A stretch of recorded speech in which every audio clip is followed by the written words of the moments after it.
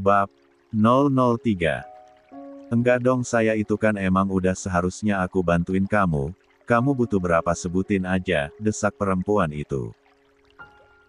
Aku butuh 200 juta sayang, itu banyak banget, aku bisa cari sendiri, kamu nggak usah bantu.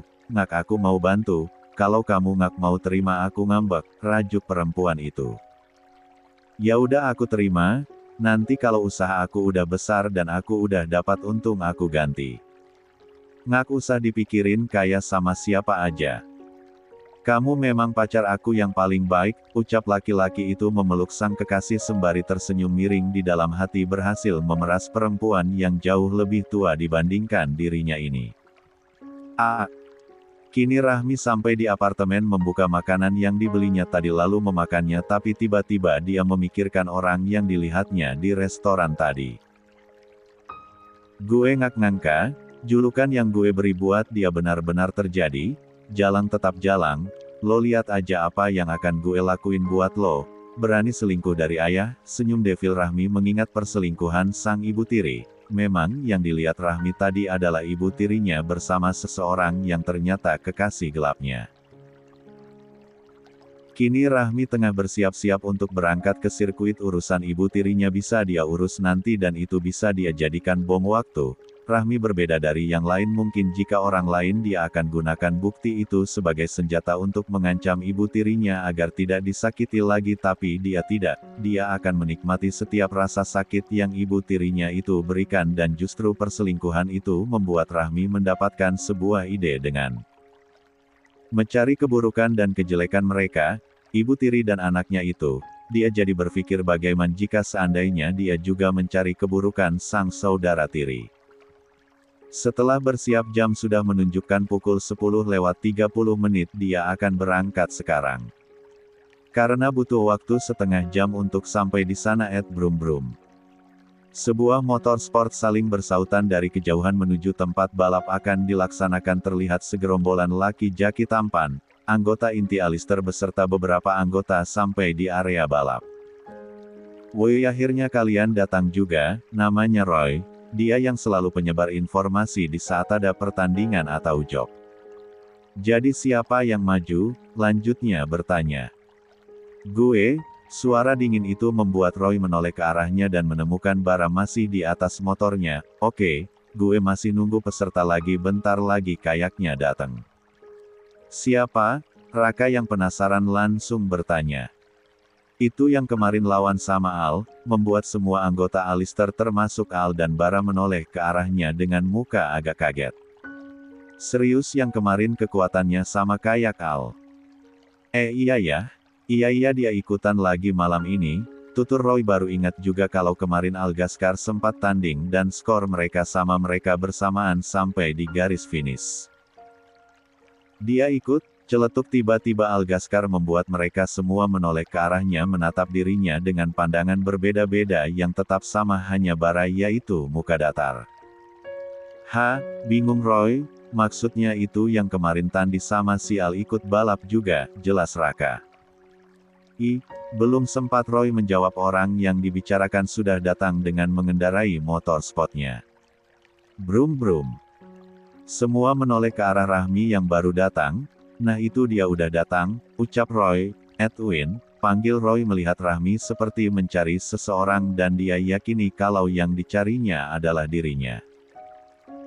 Gwyn, ucap mereka yang ada di sana bersamaan termasuk Algaskar dan Bara berbarengan dengan mereka. Kenapa?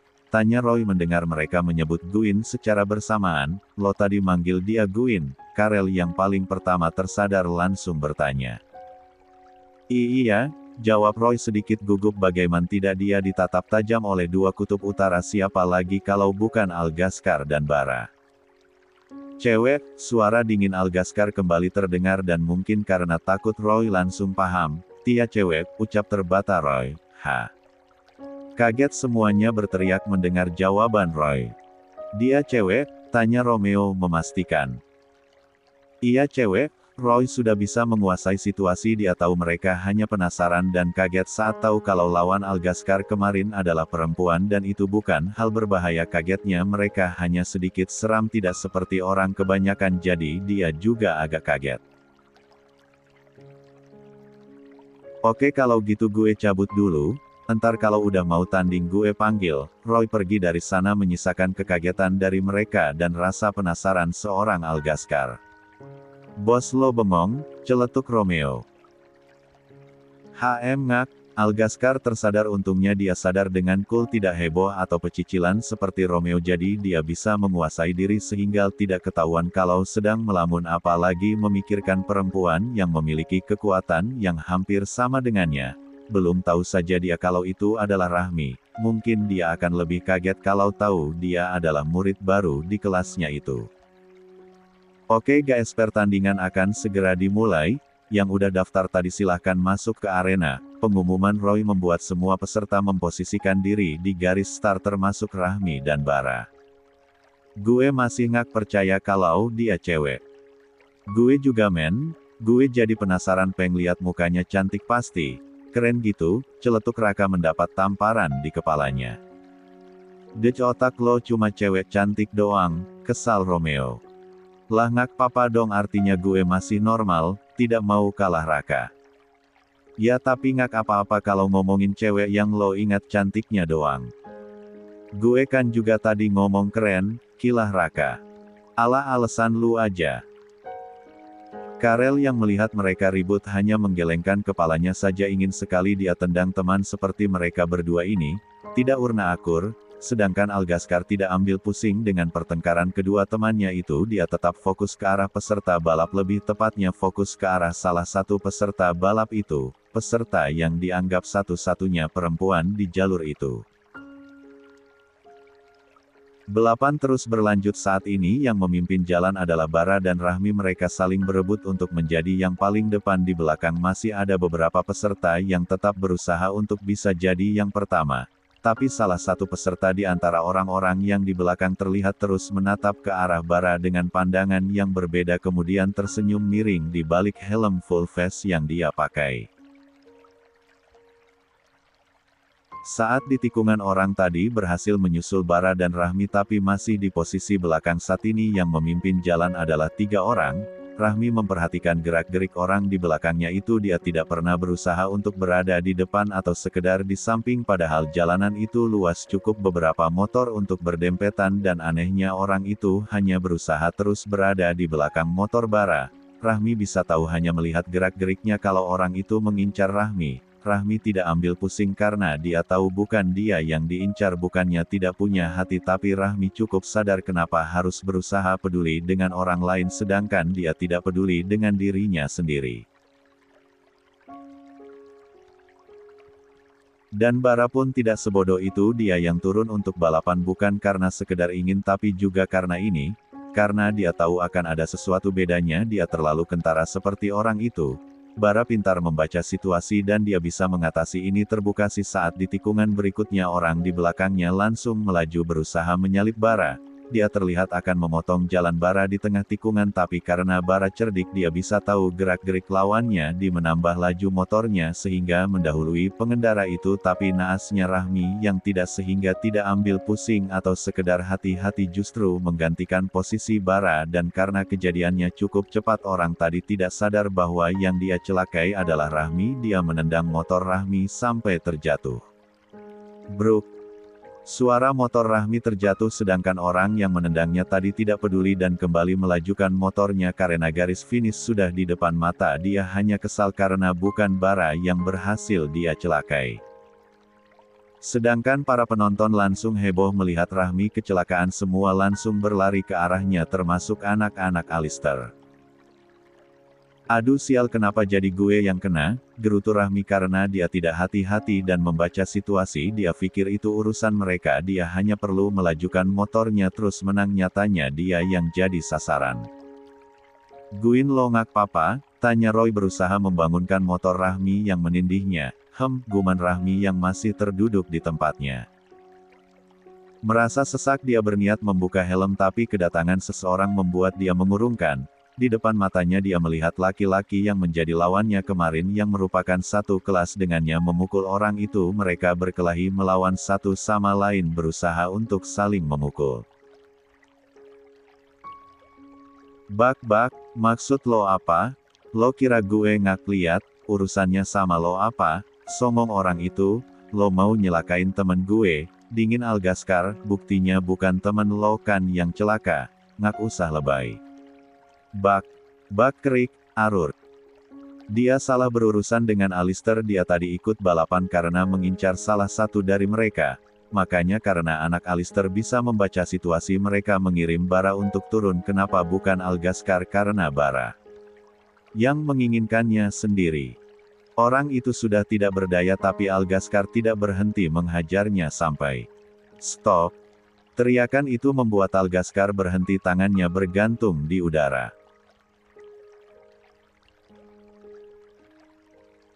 Dia menoleh ke arah sumber suara melihat orang yang dipanggil Guin itu masih menggunakan helm. Rahmi berjalan ke arah mereka menarik Algaskar berdiri walaupun ingin menolong orang yang dipukul oleh Algaskar, tapi dia tidak mendorong Algaskar atau sekedar membentaknya karena posisi Algaskar duduk di atas orang itu. Rahmi menarik tangan Algaskar yang ingin dia layangkan di tubuh orang itu. Menariknya berdiri dari sana dengan lembut, tidak ada kesan kasar atau sentakan, dan itu membuat Algaskar menurut tidak berontak sama sekali seperti waktu teman-temannya yang berusaha menghentikan, dan semua kegiatan itu tidak luput dari pandangan semua orang yang ada di sana, pandangan yang cukup membuat mereka menganga. Bagaimana tidak, Algaskar bukan orang yang mudah untuk dihentikan saat sudah emosi, tapi ini hanya satu kata loh yang Rahmi keluarkan, dan sekarang Algaskar sudah berdiri di antara mereka dengan muka tenang, tidak ada lagi amarah seperti tadi, seolah memang tidak pernah ada secepat itu. Ajaib. Setelah berhasil menyingkirkan Algaskar, Rahmi berjalan lagi ke arah orang itu, kemudian melihat ke arah teman-temannya, bahwa dia, dua kata yang Rahmi keluarkan untuk teman-teman orang itu membuat mereka langsung membawa orang itu.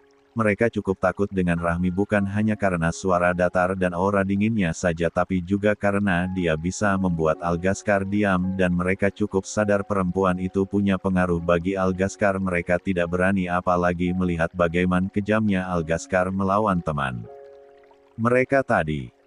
Setelah mereka pergi semua bubar, hanya tinggal beberapa orang termasuk Rahmi dan anggotanya Alistair. Kemudian Rahmi juga berniat untuk pergi dari sana, tapi sebelum itu, lo ngak perlu mukul dia segitunya tadi? Gue tahu lo emosi karena mau nyelakain temen lo, tapi setidaknya hanya sebuah pelajaran. Toh yang dia celakain gue bukan temen lo. Ucapan dengan nada datar. Setelah mengatakan itu, Rahmi berjalan ke arah motornya dan langsung melajukan pergi dari sana, sedangkan mereka hanya menatap kepergian Rahmi, sama halnya dengan Algaskar yang menatap sampai motornya tidak terlihat, sedangkan yang lain masih cengok, belum benar-benar mencerna kejadian tadi. Terlalu mustahil bagi mereka bisa semudah itu melunakkan Algaskar. Ngak mau pulang, celetuk tiba-tiba Bara membuyarkan lamunan semuanya. Algaskar langsung berjalan menuju motornya lalu melajukan pergi dari sana diikuti yang lain di belakang. Akakak. Kali ini Rahmi pulangan ke rumahnya. Sampai di rumah dia lihat rumah sudah sepi, mungkin udah pada tidur karena memang sudah larut malam, jadi dia langsung masuk ke dalam, tapi belum berjalan menuju kamarnya dia mendengar seseorang memanggilnya. Non Rahmi? Iya Bi, kenapa? Tanyanya dengan nada datar seperti biasa. Non baru pulang. Iya. Emanu Non? Itu. Kenapa? Itu semua ke rumah sakit Non. Ke rumah sakit? Siapa yang sakit? Tanya Rahmi. Dan Brian Non? Tadi tiba-tiba Tuan dapat telepon katanya dan Brian masuk rumah sakit, jadi semuanya ke sana Non, jelas sang bibi. Rahmi hanya diam tidak beraksi apa-apa, karena dia pun sudah tahu apa yang terjadi dengan sang kakak. Kalau bukan dia yang menghentikan, mungkin mereka bukan hanya ke rumah sakit tapi ke kuburan. Ya, orang yang balapan melawan Rahmi, yang mencelakai Rahmi dan juga yang dihajar habis-habisan oleh Algaskar adalah Brian, kakak Rahmi.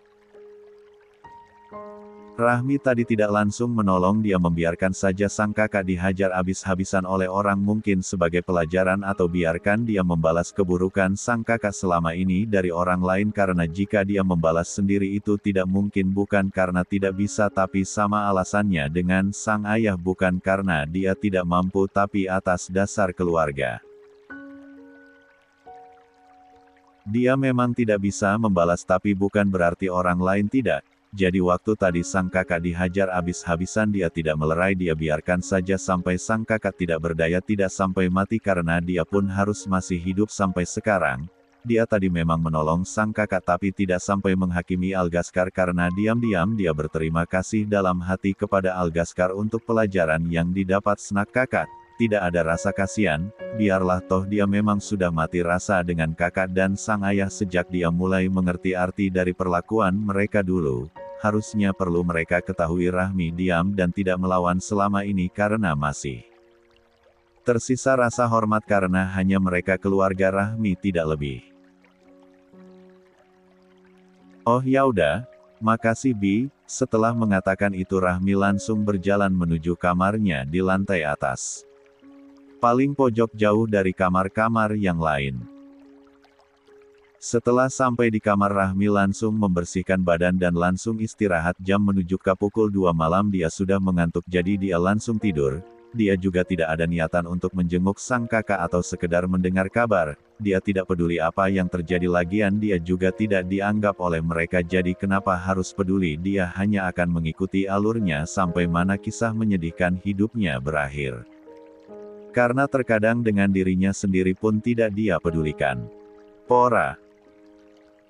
Keesokan paginya Rahmi bangun terlambat dan dia memutuskan untuk tidak ke sekolah, apalagi dia baru merasakan rasa sakit terjatuh kemarin. Walaupun sebenarnya rasa sakit itu tidak ada apa-apanya tapi dia anaknya cukup santai dan agak malas. Dia lebih tertarik untuk mengusuk tentang sang ibu tiri. Dia memutuskan untuk tidak masuk sekolah hari ini, biarkan saja kalau dia notabene murid baru, lagian tidak ada orang di rumah jadi siapa yang mau marah. Mending gue mandi abis itu nyari tahu siapa orang itu, guman Rahmi kemudian masuk kamar mandi. Membersihkan diri. Lalu turun ke bawah untuk sarapan. Non Ngak masuk sekolah, tanya Bibi melihat Rahmi turun dengan memakai baju tidur. Ngak Bi kesiangan, datar Rahmi. Oh iya Non, ini Bibi udah siapin sarapan. Iya, singkat Rahmi lalu sarapan, selesai sarapan. Rahmi diam-diam masuk ke kamar orang tuanya. Ceklek. Untung Ngak dikunci, guman Rahmi kecil. Lalu masuk dan mulai mengobrak-abrik kamar orang tuanya tapi kemudian diperbaiki lagi. CK, kok Ngak ada sih? Dimana ya gue bisa dapat petunjuk biar gue tahu siapa selingkuhan tuh nenek lampir. Gue harus kerja manual biar Ngak ketahuan.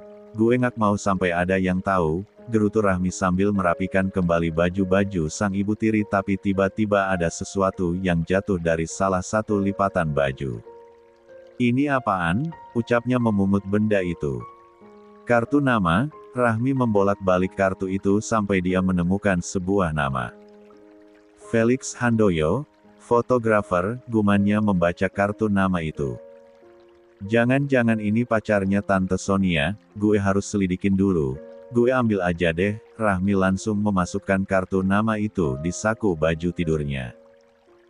Saat akan berjalan keluar kamar terdengar suara mobil dari luar. Rahmi buru-buru keluar dari kamar itu, kalau naik ke kamarnya sendiri menyimpan kartu nama itu di tempat yang aman.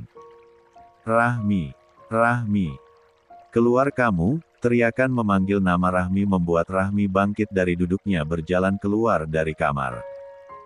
Rahmi, di mana kamu? Keluar. Rahmi turun dari lantai 2 berjalan ke arah sang ayah yang sedari tadi meneriakinya sambil menunduk. Seolah anak polos yang lemah. Iya, ucapnya singkat plak. Sebuah tamparan keras lagi, kenapa kamu tidak masuk sekolah? Mau jadi apa kamu, baru 1 hari masuk sudah berani bolos, teriakan menggema di dalam rumah itu. Rahmi telat, datarnya, memangnya apa yang kalau lakukan di malam hari? Jual diri, sentak sang ayah. Rahmi hanya diam. Pergi kamu, jangan pulang sebelum kamu sadar kesalahanmu, usir sang ayah tanpa melihat Rahmi. Sedangkan sang ibu tiri Sonia tersenyum mengejek ke arahnya. Rasakan kamu, Ngak, sia-sia aku nyuruh Bibi tidak membangunkan dia saat tahu dia pulang larut tadi malam. Silahkan pergi dari rumah ini, kalau bisa tidak usah kembali, guman dalam hati Sonia. Iya, Kamu bisa menang sekarang tapi tunggu sampai saya buat kamu tidak akan bisa menginjakkan kaki lagi di rumah ini. Rahmi berjalan ke arah kamarnya mengganti baju lalu keluar dan pergi dari rumah itu. Sudah sering seperti ini bahkan hampir setiap hari, itulah kenapa Rahmi membeli apartemen karena sang ayah akan sering menyuruhnya pergi ketika marah atau setelah menyakitinya, maka dia akan pergi dan kembali apabila lukanya sudah sembuh, kembali untuk disakiti lagi.